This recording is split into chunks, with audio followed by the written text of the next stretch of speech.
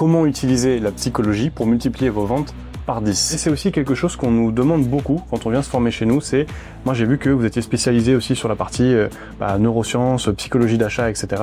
Oui, même si derrière, attention d'utiliser les bons leviers. Sur cette vidéo, on va voir quels sont les bons leviers psychologiques, mais surtout la bonne psychologie à comprendre pour aller multiplier ses ventes juste après cette vidéo. Donc en fait, on parle beaucoup de framework, de script, de bonnes questions à poser, de bonnes réponses aux objections, alors que si on n'a pas compris ce basique-là de la psychologie humaine, et donc qu'est-ce qui se cache derrière la mécanique de décision de notre prospect, on aura beau avoir les meilleures réponses aux objections, la meilleure découverte, les meilleures questions, on n'arrivera pas en fait à créer ce déclic, ce switch. Pourquoi? Parce que on n'a pas compris qu'est-ce qui se cachait dans la tête de nos prospects. Donc au travers de cette vidéo, je vais essayer de vous faire plonger avec moi dans le cerveau de nos prospects, notamment dans leur mécanique de décision, pour que à la fin de cette vidéo, vous compreniez mieux un petit peu les branchements qui se jouent lors d'un entretien de vente et comment mieux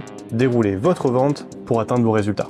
Première partie, on va parler de croyance. Et donc ce que je veux que vous compreniez dans cette première partie, c'est que une objection est une croyance. Maintenant, je commence par là parce que ça me permet de lancer ce qui est le plus important et qu'on verra dans la troisième partie. Mais déjà, il faut que vous compreniez que une objection cache une croyance. Partie de ce constat-là, en fait déjà ça peut vous aider, notamment certains d'entre vous qui viennent régulièrement me poser des questions sur Instagram, sur leurs ventes, leurs problématiques, etc. Le rejet que vous pouvez ressentir et un peu la charge qui est liée à ça peut un peu s'amenuire. Pourquoi? Parce que vous voyez plus les objections comme une objection en tant que telle, mais comme une croyance à modifier, travailler différemment. Pour continuer, il faut qu'on puisse comprendre qu'est-ce qu'une croyance. Donc une croyance, c'est ce que votre prospect pense être vrai ou faux. C'est aussi ce qu'il pense avoir besoin ou ne pas avoir besoin. Et les résultats qu'il pense ne pas pouvoir atteindre dans sa vie. Donc forcément, ça va définir un peu l'identité de notre prospect. Par exemple, quand vous avez quelqu'un qui va vous dire « Moi, je prends jamais de décision à chaud », ce qu'il faut que vous entendiez,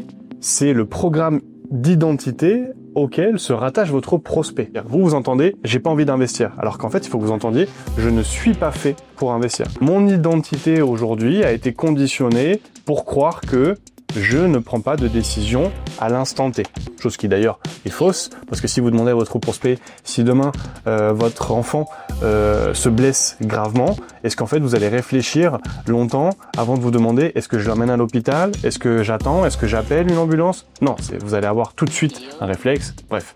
Donc, encore une fois, vous comprenez que l'identité de mon prospect va être conditionnée par les croyances qu'il a. Maintenant, on passe à la deuxième partie, une fois qu'on a compris les croyances, c'est les deux types de croyances qu'on va pouvoir rencontrer. On va avoir les croyances aidantes et on va avoir les croyances limitantes. Sur vos appels, à 80% du temps, vous allez avoir et vous confronter à des croyances limitantes. Une croyance aidante, elle va motiver, elle va aider mon prospect à avancer, elle va être positive pour lui parce qu'elle va lui permettre de se rapprocher de son résultat.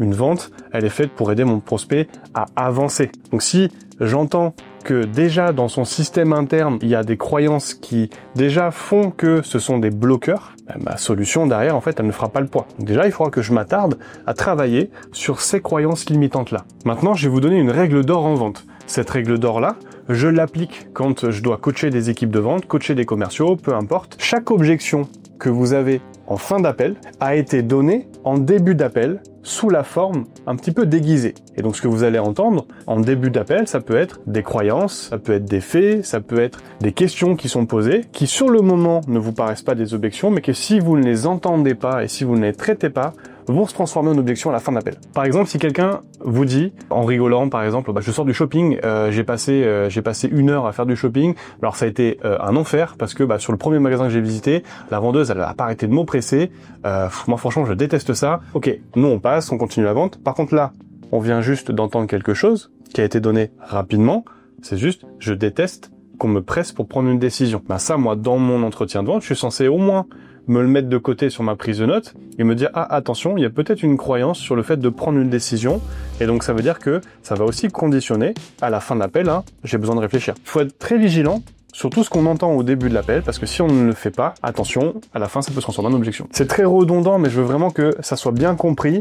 Comme ça, vous mettez vraiment du focus sur les éléments qui sont les plus importants pour avoir le plus de résultats rapidement sur vos ventes. Maintenant, pour terminer ces 2 premières parties, on va arriver sur la 3e partie qui justement fait un petit peu le récap de ce qu'on vient de se dire et qui permet d'illustrer une 2e règle d'or que j'aime énormément donner sur chacun de mes coachings, c'est que l'identité d'achat conditionne le comportement d'achat. La plupart des commerciaux, des vendeurs, des coachs, des closers essayent de travailler sur le comportement d'achat sans avoir modifié l'identité d'achat. C'est pour ça que quand on a compris que les croyances étaient super importantes, on est beaucoup plus vigilant à l'identité de mon prospect comparé à faire attention à pourquoi en fait il veut pas payer en une fois et qu'il me dit qu'il veut payer en 4 fois. Comportement d'achat, vous êtes en train de travailler sur le fait de mais ce serait bien que vous payiez en une fois. Vous le dites pas comme ça bien évidemment, mais pour illustrer. Alors que en fait, c'est de comprendre en amont qu'est-ce qui fait que cette personne-là, au-delà de la partie financière, ne s'engage pas pleinement dans le financement. L'identité d'achat de mon prospect conditionnera le comportement d'achat. La 4e partie, elle est super importante parce que elle est liée à votre niveau de jeu à vous. Donc la 4e partie, c'est le niveau de conscience du vendeur. Quand vous allez voir un coach, ce que vous attendez du coach, c'est qu'il vous aide à trouver une solution qui va vous aider à avancer le plus rapidement possible et le plus efficacement possible vers le résultat que vous espérez. Avant de pouvoir dire qu'est-ce qui ne fonctionne pas et qu'est-ce qui fonctionne, ça veut dire que vous attendez que votre coach, entre guillemets, il ait déjà fait le chemin, qu'il comprenne ce qu'il vous enseigne et qu'en gros, il ait cette possibilité d'avoir cette lecture de ce que vous êtes en train de lui partager qui lui permettent de dénouer les choses. Et c'est là où on a beaucoup de commerciaux, de closers qui se cassent un petit peu les dents parce que quand vous arrivez sur une offre que vous ne connaissez pas forcément, mais surtout que vous ne comprenez pas, par exemple, les enjeux de vos prospects, pourquoi ils pensent avoir besoin de cette solution-là en particulier, si en fait vous n'avez pas tous ces éléments-là, vous êtes en train d'avancer et de réfléchir au même niveau de raisonnement que votre prospect. Vous ne pouvez pas avoir cette lecture du jeu supérieure parce que vous êtes au niveau au-dessus et donc quand je vous partage une erreur ou une problématique, vous savez d'où ça vient réellement.